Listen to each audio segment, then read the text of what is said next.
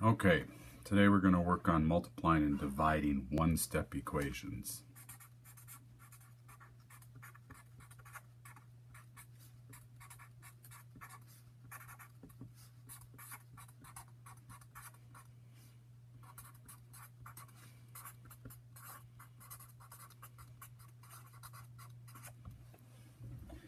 And one of the things that I want to point out is yesterday we talked about, in the other video we talked about using these two rules to solve addition and subtraction equations.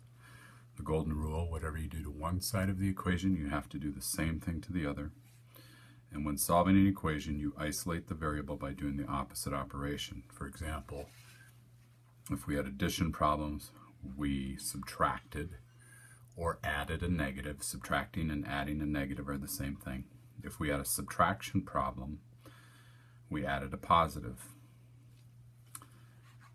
We are going to do the same thing with multiplying and dividing equations. We're going to use those same two rules. So the first thing that I would like to show you is when you divide a number by itself, like 3 divided by 3, you get 1. 8 divided by 8, you get 1.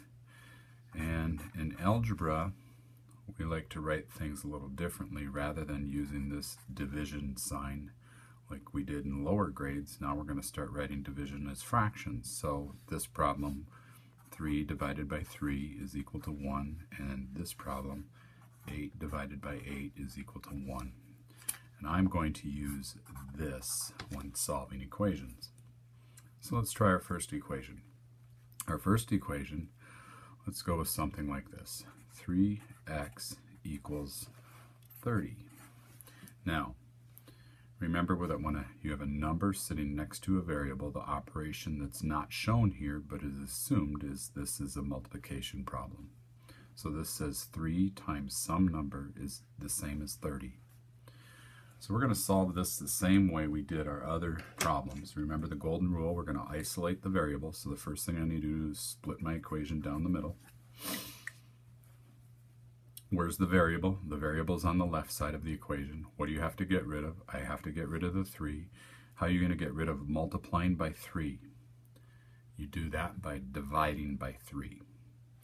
So instead of showing division like this, I'm going to show it like this. So I'm just going to divide this side by 3. So I've made a little fraction over here. And then I'm going to divide this side by 3. I want you to look at the difference here. When we're solving addition and subtraction problems, we're writing this line all the way across underneath both numbers to show that we're adding and subtracting. Here we write two little fractions. Don't write one big fraction, write a fraction on the left and a fraction on the right. And so sometimes I like to show this to kids. 3 divided by 3. If you've done enough fraction work, a lot of times people reduce or cancel things, and so they'll say 3 over 3 is the same as a great big 1. 8 over 8 is the same as a great big 1. So if you look at just this little part, this 3 over 3 is a great big 1, and then 1 times some number, 1 times anything is that thing, so 1 times x is x. So I've isolated the variable. I got it all alone. Bring down my equal sign, and then 30 divided by 3 gives me 10. And then you can always go back and check mentally and say 3 times 10, yep, that's 30. Okay. Negative 18 is equal to negative 6x. Here's another problem.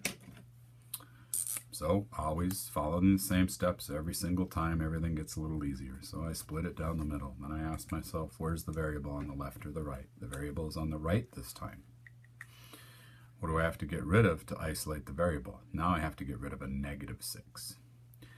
What's the opposite of multiplying by a negative 6? The opposite is dividing by a negative 6. Don't do two opposites. Don't do a positive 6. The opposite of multiplying by a negative 6 is dividing by a negative 6. So I make a little fraction over there. So I'm going to divide this by a -6. -6 divided by -6 is a great big 1, and 1 times x is x. So I'm just putting the answer to this down here. It's called simplifying. I'm simplifying this side of the problem, and it simplifies, makes it easier down to an x. Bring our equal sign straight down. Negative divided by a negative is positive. 18 divided by 6 is 3.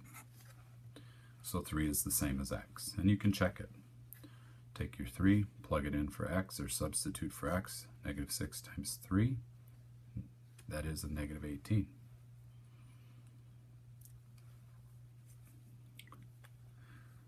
We'll try one more here.